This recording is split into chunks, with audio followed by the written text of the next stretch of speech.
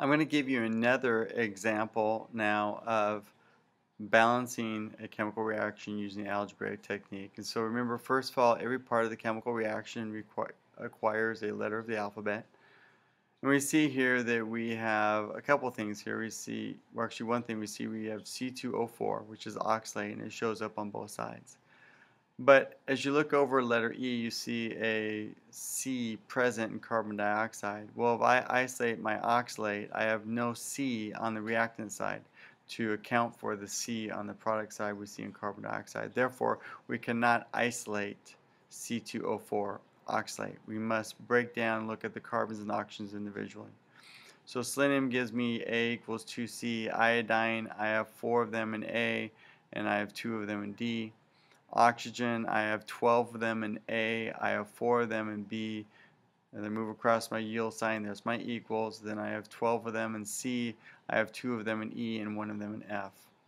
For carbon, it gives me, there are 2 in B, equals, there are 6 of them in C, and there's 1 of them in E. My hydrogen, I have 2 of them in B, and I have 2 of them in F. And now in the process, we're going to say A equals 1. Well, if A equals 1, then C is equal to a half. If A is equal to 1, then D is equal to 2. But again, now at this point in time, we start running into some issues. So I'm going to bring down, first of all, the equation for oxygen. I know that A is equal to 1, so I have 12 equals 4B equal, 12 plus 4B equals, well, 12 times C. C I know is a half, so that's 6, plus 2E plus B. Now, and also I'm going to bring down my other equation for carbon. I see 2B equals 6C. Well, again, C is a half, so it's equivalent to 3. So 2B equals 3 plus E. As I isolate in this situation, I can isolate it for E, and I know E is the same as 2B minus 3. And as you can see here, I'm going to try to create my only variable is that of the letter B.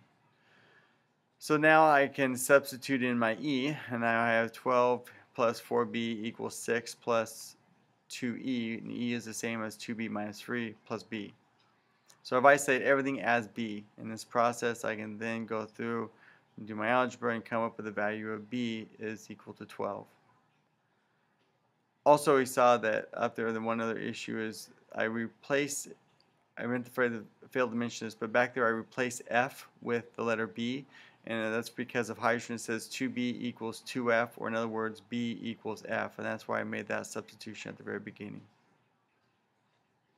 Well, I solve for B is equal to 12. Well, I know if B is equal to 12, then F is, which is B is equal to F, therefore F is also equal to 12. And the situation now going after E, well, I know E is the same as 2B minus 3, so 24 minus 3 is 21. So E is 21.